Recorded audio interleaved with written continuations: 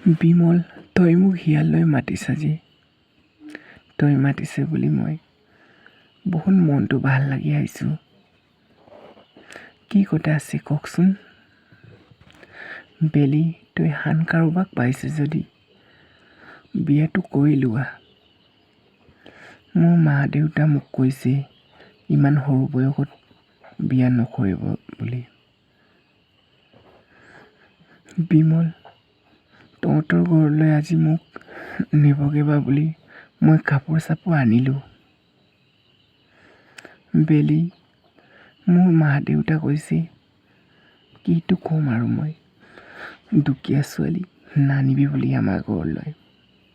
মোৰ মা দেউতাই ছোৱালী এজনী চাই দিছে, বহুত ধনী ছোৱালী। আমাৰ ঘৰলৈ দুখীয়া ছোৱালী নানিবি কৈছে। বিমল, তই কৈছিলে প্ৰথম ভাল পায় বুলি কওঁতে বেলি তোমাক পালে একো নেলাগে বুলি। মই সেইটোক ল'ব তই একো চিন্তা নকৰিবি বুলি কৈছিলি তই। তই আজি মোক কান্দিব দিছা, চিন্তা কৰিব দিছা যে।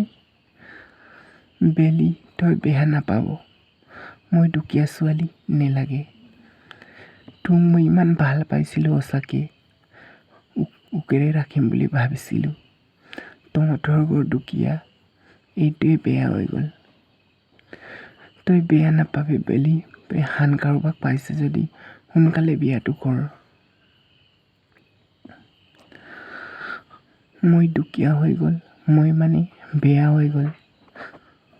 ধনী হ'লে তই মই ভাল আছিলি ন, এইটো কথা হৈ গ'ল আজি।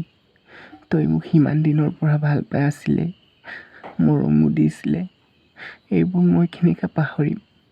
তই কওকচোন, কিয় মোক ইমান ভাল পাইছিলা তই, ইমান মৰম দিছিলা। মোক আজি কান্দিব দি চাগে, ইমান দিনৰ পৰা ভাল পাই থাকি পিনি তই মোক এনেকৈ কৈ চাগে। বেলি, তই বেয়া নাপাব প্লিজ।